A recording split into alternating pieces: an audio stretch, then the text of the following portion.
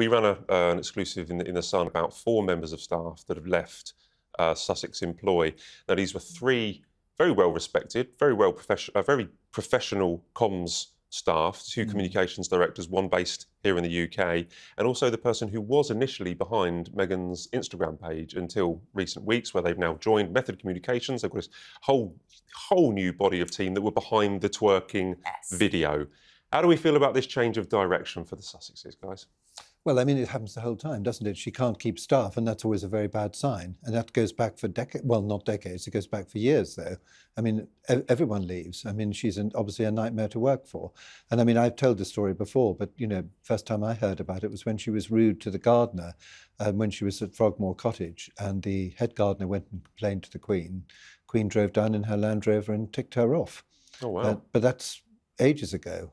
You know, who would do that now in this kind of situation? There isn't anyone to drive well, down no, she just sacks people and then gets new people, and that's just the same as all these new projects. I mean, she can't keep people. It must be very difficult for them because as she's always changing direction, it must be very difficult for them to navigate actually what's going on. And then the moment something goes wrong, she blames probably somebody and chucks them out and gets a new person, and so it goes on.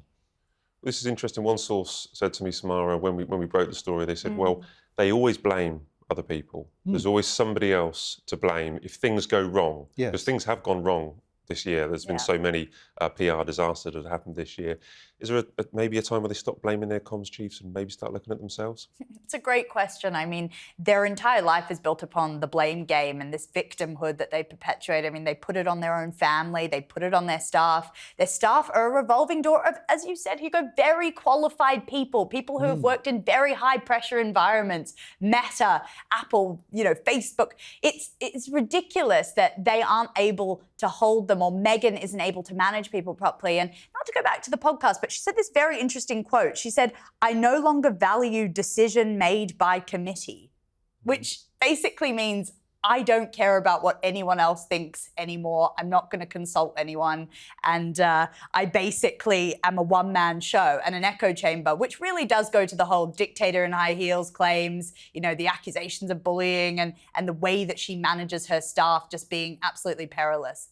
So we think going on that line then, do we think that the twerking video, which we are told is, you know, all to do with this new super duper dream team that they've brought in that knows how to get content online. I mean, it had 42 million views. That will be viewed as a success in Montecito. Do we think that Meghan is the I think ideation she used in this podcast quite a lot, which I had to Google. But do you think she comes up with all the ideas? Do you think she was behind that twerking video, as you pointed out, that you know she doesn't want to do things by committee, or do we think that this whole new team that she's brought in that's coming up with fresh ideas are the ones that have really given fresh impetus to her social media?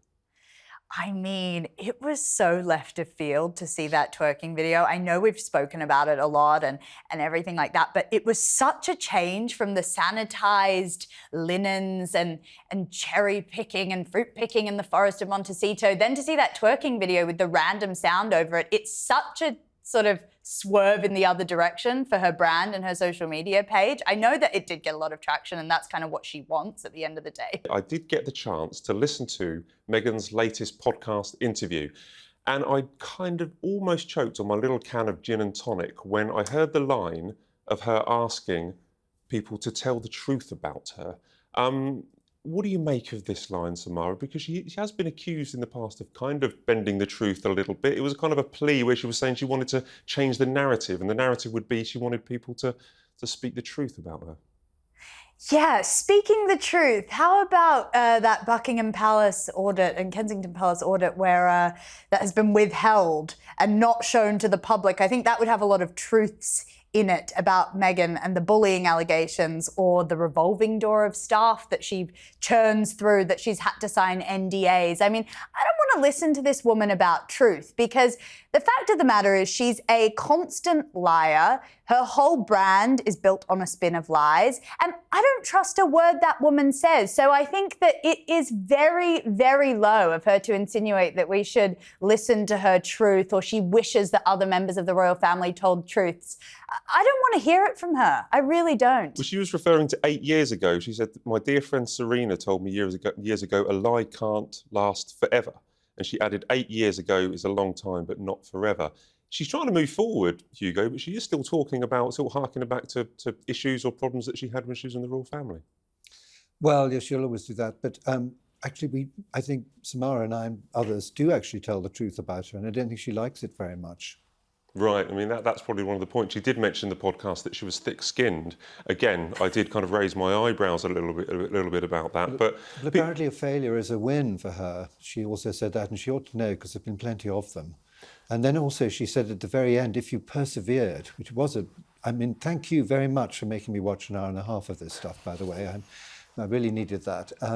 At the very end, she said that her 15-year-old self would be very proud of her present-day self and how she's doing. So I wonder what her 15-year-old self was like. I mean, God.